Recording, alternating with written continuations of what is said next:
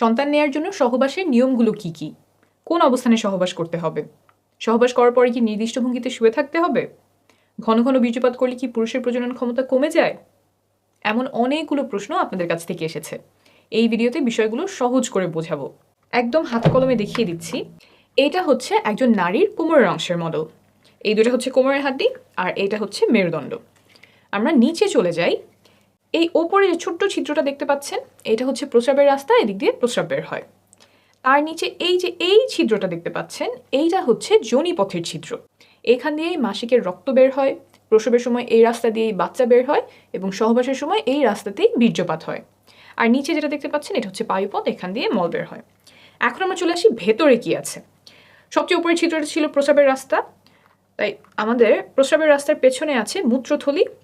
এখানে প্রস্রাব জমা থাকে, তারপর প্রস্রাবের রাস্তা দিয়ে বের হয়ে যায়। এখন আমরা আসবো যোনিপথের রাস্তার পেছনে কি থাকে। সন্তান ধারণ বোঝার জন্য এটাই সবচেয়ে গুরুত্বপূর্ণ। যোনিপথের পেছনে থাকে এই জিনিসটা, আস্তে আস্তে বোঝাই। এই যে দেখছেন ছিদ্রটা, এটাই হচ্ছে যোনিপথের ছিদ্র। এদিক দিয়েই রক্ত বের হয়, এদিক দিয়েই বীর্যপাত হয়, আবার এই রাস্তা দিয়েই বাচ্চা প্রসব হয়। তো এইখানে হচ্ছে আমাদের বীর্যপাতটা হয়। বীর্যপাত হওয়ার পরে শুক্রাণু এইখান থেকে চলে যায় জরায়ুতে। জরায়ুটা হচ্ছে এই জিনিসটা, এই যে এইটা হচ্ছে আমাদের জরায়ু। ভেতর থেকে কীরকম দেখা যায়? ভেতর থেকে এরকম দেখা যায়। আমি আরেকটা ভালো মডেলে এই যোনিপথ এবং জরায়ুটা দেখাচ্ছি। এই যে এটা একই, এই জায়গাটা, এইটা হচ্ছে আমাদের যোনিপথের ছিদ্র, এদিক দিয়ে মাসিকের রক্ত বের হবে। ভেতর থেকে যদি আসি, তাহলে এই যে এইখানে আমার যোনিপথের ছিদ্র, এইটা হচ্ছে যোনিপথ, আর এই যে এইটা হচ্ছে আমাদের জরায়ু। সহবাসের সময় এই জায়গাটাতে বীর্যপাত হয়। এইখান থেকে শুক্রাণু জরায়ুর মুখ এই পর্যন্ত পৌঁছাতে লাগে মাত্র কয়েক সেকেন্ড। এখন অনেকে আমাকে প্রশ্ন করেন যে সহবাসের পরে কতক্ষণ চিত হয়ে শুয়ে থাকতে হবে, পা উঁচু করে কতক্ষণ রাখতে হবে, কোমরের নিচে কয়টা বালিশ দিতে হবে, বা শুনেছি অমুক অবস্থানে সহবাস করতে হবে, কিন্তু ওই অবস্থানটা আমার কষ্টদায়ক হয়। এই যে যতগুলো কাজ বললাম, এই কাজগুলোর কোনোটা গর্ভধারণে বা সন্তান ধারণে উপকার করে এমন কোনো প্রমাণ নেই। তাই এগুলোতে যদি আপনার কষ্ট হয়, তাহলে এগুলো করার কোনো প্রয়োজন নাই।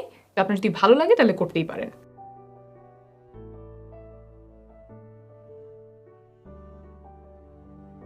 তবে একটা কাজ আছে যেটা করলে গর্ভধারণে বা সন্তান ধারণে অনেক উপকার হয়, এটা প্রমাণিত। সেটা হলো সঠিক সময়ে সহবাস করা। সঠিক সময় বলতে এই যে এখানে যে বীর্যপাতটা হলো, তারপর শুক্রাণুর কিন্তু অনেক দূর পর্যন্ত যেতে হবে। শুধুমাত্র জরায়ুতে গেলেই হবে না, জরায়ুর পরেও আরও রাস্তা আছে, সেটা আমি দেখাচ্ছি। এই যোনিপথ পার হয়ে, জরায়ু পার হয়ে নালী পর্যন্ত আসতে হয়। এই যে জরায়ুর দুই পাশে যে জিনিসটা দেখছেন, এইটাই ডিম্বাশয়। এইখানে ডিম্বাণু থাকে, তারপর ডিম ফুটে বের হয়ে নালীতে আসে। এইখানে এসে ডিম্বাণু শুক্রাণুর সাথে মিলিত হয়। অর্থাৎ শুক্রাণুর যে লম্বা পথ, যোনিপথ, তারপর জরায়ু, তারপর নালীতে আসা, এই লম্বা যাত্রায় তাকে অনেক কিছু সাহায্য করে। যোনিপথের যে স্রাব আছে, জরায়ুর যে স্রাব আছে, তারপর সংকোচন প্রসারণ, এই সব মিলে শুক্রাণুর পথটাকে সুগম করে। কিন্তু এই সুগম করার কাজ সে মাসের একটা নির্দিষ্ট সময়েই করে, যেটাকে আমরা বলি ফার্টাইল টাইম। অন্য সময়গুলোতে এই স্রাবগুলো শুক্রাণুর জন্য সহায়ক না, দরজাগুলো বন্ধ করে দেয় যাতে শুক্রাণু জায়গা মতো পৌঁছাতে পারে না। তাই এই ফার্টাইল টাইম বা সঠিক সময়, সহবাসের সঠিক সময় জানাটা খুব গুরুত্বপূর্ণ। কিছু লক্ষণ আছে যা দেখে এই সময়টা খুব ভালোভাবে চিনতে পারা যায়। এটা নিয়ে আমি আলাদা একটা ভিডিও করেছি, আপনারা চাইলে দেখে নিতে পারেন। এখন আসি এমন একটা বিষয়ে যাতে সন্তান ধারণের ক্ষমতা কমে যাওয়ার সম্ভাবনা আছে। সহবাসের সময় অনেকে পিচ্ছিল করার জন্য মুখের থুতু ব্যবহার করেন, আবার কেউ কেউ লুব্রিকেন্ট ব্যবহার করেন। ল্যাবে পরীক্ষা করে পাওয়া গেছে যে থুতু এবং কয়েক ধরনের লুব্রিকেন্ট শুক্রাণুর চলাচল ক্ষমতা কমিয়ে দেয়। তাই সাবধানতা বশত এসব পরিহার করার পরামর্শ দিচ্ছে American society for reproductive medicine. অর্থাৎ আপনি যদি থুতু ব্যবহার করেন, সেটা আপাতত বন্ধ রাখলে ভালো হবে। আর যদি লুব্রিকেন্ট ব্যবহার করতে হয়, তাহলে এই লেখাটা প্যাকেটের গায়ে দেখে কিনবেন। এসব ব্যবহার করলে যে গর্ভধারণের সম্ভাবনা বেড়ে যাবে তা কিন্তু নয়, বরং প্রয়োজন হলে ব্যবহার করতে পারেন।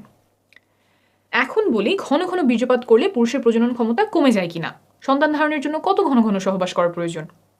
একটা গবেষণায় দেখা গেছে যে প্রতিদিন সহবাস করলে সফল হওয়ার সম্ভাবনা সবচেয়ে বেশি থাকে, 37%। একদিন পর পর সহবাস করলেও সফলতার সম্ভাবনা কাছাকাছি থাকে, 33%।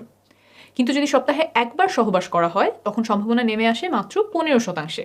অর্থাৎ ঘন ঘন সহবাসে সফলতার সম্ভাবনা বাড়ে। প্রতিদিন বা একদিন পর পর চেষ্টা করলে সর্বোচ্চ সম্ভাবনা থাকে। অনেকের একটা ভুল ধারণা আছে যে ঘন ঘন বীর্যপাত করলে পুরুষের প্রজনন ক্ষমতা কমে যায়। অনেকদিন পরপর বীর্যপাত করলে বীর্য ঘন মনে হয়, সেখান থেকে এই ধারণা তৈরি হতে পারে। তবে প্রায় 10,000 বীর্যের স্যাম্পল নিয়ে করা একটা বড় গবেষণায় দেখা গেছে যে প্রতিদিন বীর্যপাতেও শুক্রাণুর সংখ্যা স্বাভাবিক থাকে। আমি নিচে রেফারেন্স দিয়ে দিব, আপনি নিজেই চেক করে নিতে পারবেন। মোট কথা, প্রতিদিন বা একদিন পরপর চেষ্টা করলে সর্বোচ্চ সম্ভাবনা থাকে। আর যদি ফার্টাইল উইন্ডো বা গর্ভধারণের সবচেয়ে সম্ভাবনাময় সময়টা খুঁজে বের করে তখন ঘন ঘন চেষ্টা করা যায়, তাহলে আরও ভালো। তবে সবার পক্ষে সব শিডিউল মেনে চেষ্টা করা সম্ভব নয়, অনেকের জন্য সেটা উপযুক্তও হবে না। আপনি নির্ভরযোগ্য তথ্যগুলো জেনে রাখলেন, তারপর আপনার পরিস্থিতি অনুযায়ী যেটা ভালো হয় আপনি সেভাবেই সিদ্ধান্ত নেবেন। আপনি যখন বাচ্চা নেওয়ার চেষ্টা করছেন, তখন মা ও শিশু সুস্বাস্থ্যের জন্য কিছু নিয়ম মানা আবশ্যক, যেমন ফলিক অ্যাসিড খাওয়া, যাতে করে বাচ্চার ব্রেইন আর মেরুদণ্ডে জন্মগত ত্রুটি হওয়ার ঝুঁকি কমে যায়। এসব আমি আরেকটা ভিডিওতে সহজে বুঝিয়েছি, প্রয়োজন হলে সেই ভিডিওটি দেখে নেবেন। ভালো থাকবেন, সুস্থ থাকবেন।